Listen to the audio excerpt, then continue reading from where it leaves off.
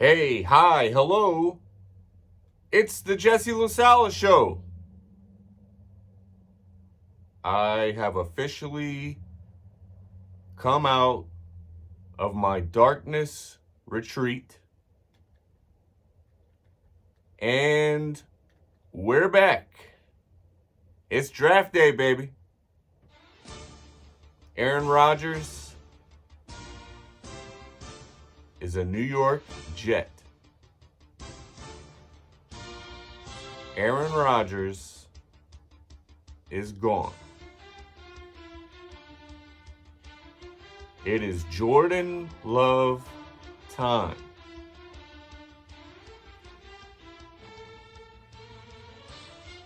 I was waiting to do another show, but I wanted to wait until everything with Rodgers got resolved. There was a lot of drama. There was a lot of he said, she said. Oh, I couldn't get cell reception. Oh, they were moving on from me. I was 90% retired.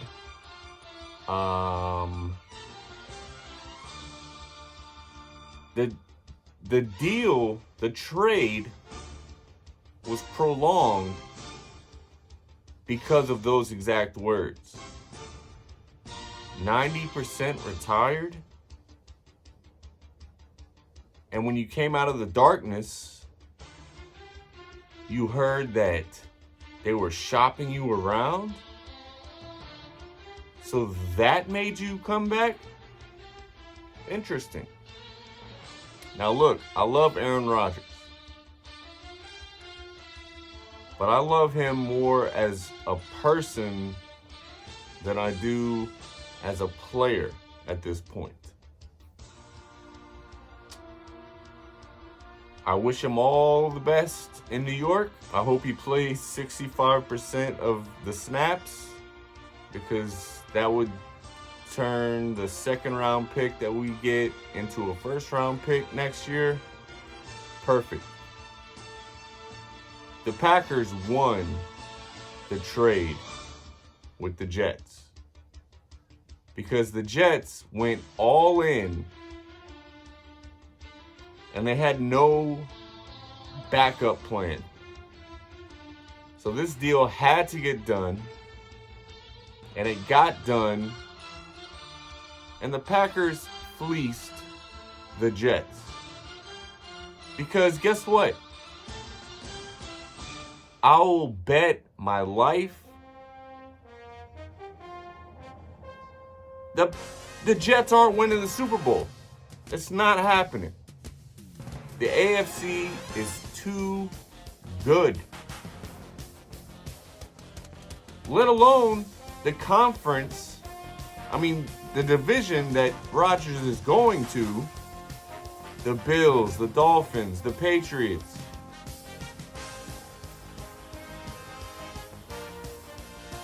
So Rodgers was offered by Joe Namath, legendary quarterback for the Jets, who had his jersey number 12 retired. He offered Rodgers, hey, you can take 12. All right? I give you my blessing. Rodgers said, nah, I'm going to wear the number 8, which is what he wore in college. And 8 is significant because that's how many games the Jets are going to win this year. I said it. I said it. It's going to be a very interesting season for the Packers. I don't think the Packers are going to win the Super Bowl this year either, but with all of the draft capital and all of the young players ascending, and as long as Jordan Love can be even almost what Rodgers was last year, which was, I believe, the 16th ranked quarterback in the league. The Packers should at least make the playoffs, because Jordan Love is going to run the offense that Matt LaFleur carefully crafted, and that Aaron Rodgers at sometimes went rogue and did his own thing. Jordan Love is not going to go rogue. He's going to execute the plays that Matt LaFleur calls. Now, he's going to be able to audible out of certain plays if he sees fit, but not nearly as much as Rodgers did the entire year. So, we're not in rebuilding mode. It's more of a reloading. And if Jordan Love doesn't work out, guess what? Next year, we can draft a quarterback. Hell, we might draft a quarterback today or tomorrow. I want to get into a few things because it is unprecedented that we have 3 picks in the top 50 players. So what that means, in this draft, most of the best players are going to be coming out of the second round. You have a lot of teams in the first round that will be picking quarterbacks, and quarterbacks that aren't necessarily going to be franchise players. So that eliminates a lot of capital that Green Bay can capitalize off of. Part of the trade was that the Jets and Packers did a first round pick swap. So the Packers were going to pick at 15 and the Jets were going to pick at 13. Now it's switched. The Packers have the 13th overall pick, which they can either hold, sit and wait, and hopefully get their guy. But if their guy isn't there, they can trade that pick and get more picks. And that is huge, because Packers are historically a great team when it comes to drafting. The more bites at the apple, the better chance you're going to find a diamond in the rough. And our scouting team is one of the best.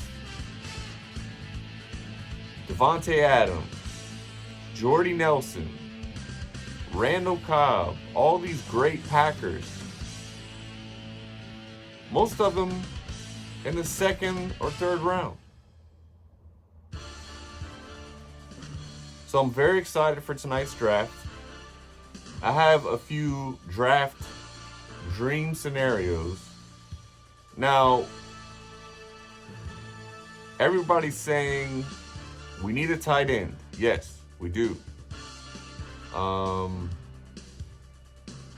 But when you look at some of the best tight ends in the game today, they were all drafted second, third round.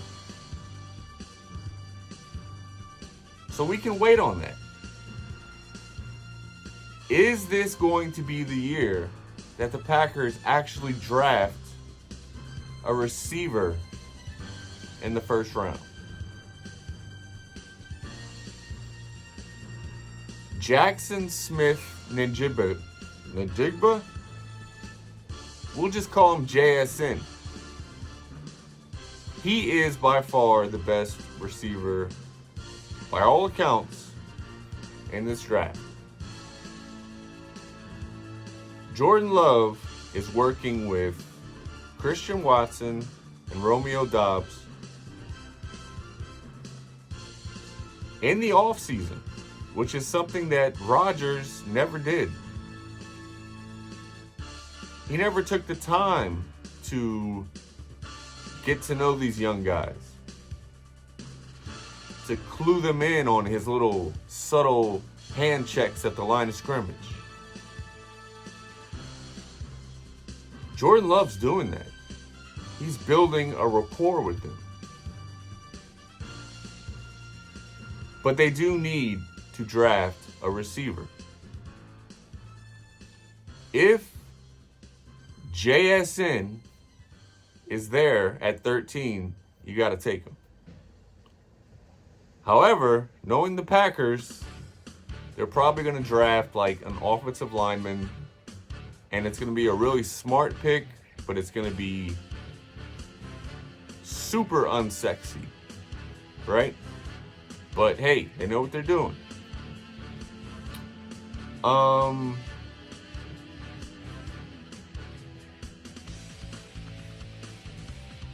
I would also like to see something done at the safety spot.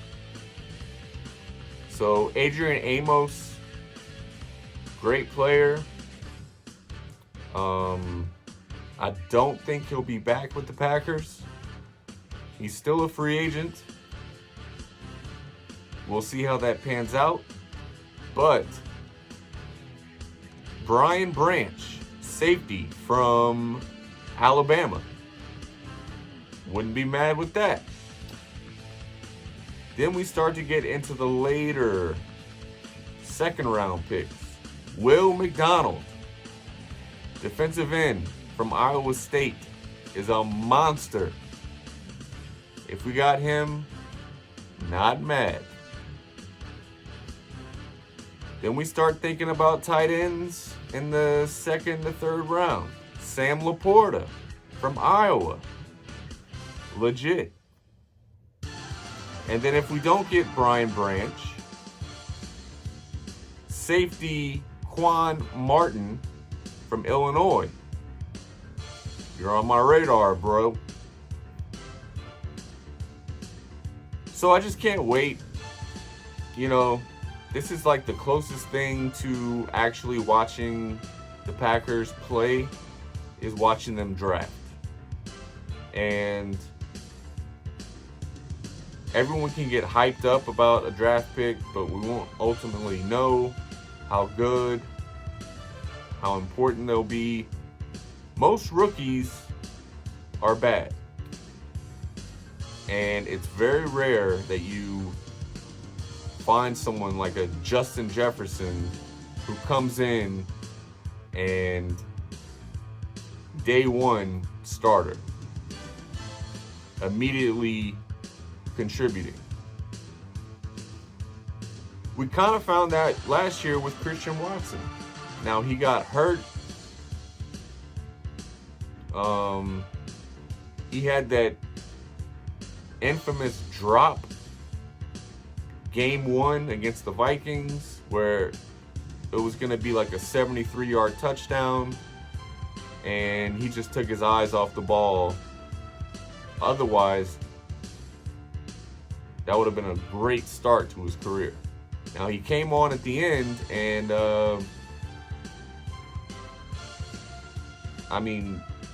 electrifying speed. He finally got on the same page with Rodgers, and I have no doubt he's only going to get better by working with Jordan Love. Romeo Doubs, solid. He makes every catch with his fucking hands at weird angles. It's perfect. So we just need to add a tight end, a wide receiver, defensive end, or linebacker, and of course they're going to draft an offensive lineman. It's going to happen. We always have one of the best offensive lines in the league for decades. What else is going on? Let's see. Have y'all been watching Succession? Holy shit. If you've never watched Succession,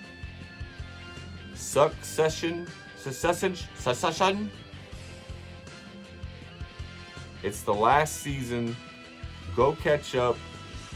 It's only 4 seasons, which I think is perfect because some of the greatest shows start out so great and then they just I've never watched Game of Thrones. Dragons and that kind of shit isn't my thing, but I'm glad I never got invested because from all accounts it was fire for like the first 5 seasons and then it just took a shit on itself for the last few seasons. So don't worry about that with Succession. They're gonna land this plane and it is just one of the best shows ever. It is appointment viewing. Another show, Yellow Jackets. Holy shit. A girls' soccer team, a high school girls' soccer team, their plane crashes on the way to a fucking game, and they're stranded in the wilderness, and it is just Lord of the Flies, basically, but with a bunch of teenage girls. But then there's the side story, which is them now in the present, those who survived, and they're going through some shit. So it is brilliantly written. It is just another must-watch appointment viewing. Go watch Yellow Jackets. Another show. You're welcome. I'm giving you shows to watch. Binge-worthy shows. This show is called From. Yes. That's probably the only part I don't like about the show is the name of the show. But it is written by some of the same people that wrote Lost. I don't know if y'all liked Lost. I loved it. But another case of a show that went on probably a little too long. I still enjoyed it. But this one is a mindfuck. I mean, it gives me anxiety when I watch it. In a good way. So go try to find From. I don't even know. See, I get all my shows how I want to. I don't sign up for Hulu or Paramount Plus or any of these. I find them. Okay? Little life hack. You can find whatever show you want if you try hard enough. Lastly, and it is sort of embarrassing, but my lovely lady got me hooked on all these Bravo shows, Real Housewives of blah blah blah. But there's one called Vanderpump Rules, and it's about just these attractive 30-somethings, rich, living in California, and their drama. And for some reason, it is just like my guilty pleasure now to watch. And there's a huge scandal. I mean, there's people, cheating and lying, and there's always like a fight. Somebody's throwing some drink in somebody's face. It's trash television, but you can't get enough of it. It's awesome. Rest in peace, Jerry Springer. Died today at 79 years old. Jerry. Shout out Steve. I always remember like catching clips of it when I was a kid. And then my dad would come in and be like, "Oh, turn this off." Rightfully so. I mean, it was always some drama. It was always like, "You are not the father." Oh no, that was Maury. I don't know. Jerry had his own thing. Shout out to him. He will be missed. I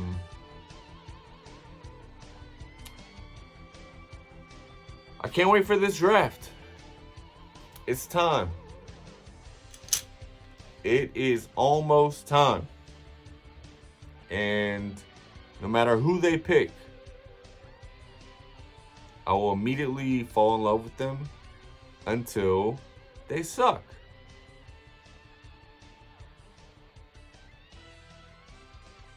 All right, I'll be back soon. Follow Bless the Biddies. Me and my lady will be posting something soon. As always, like, subscribe, all that shit. And until next time, don't die.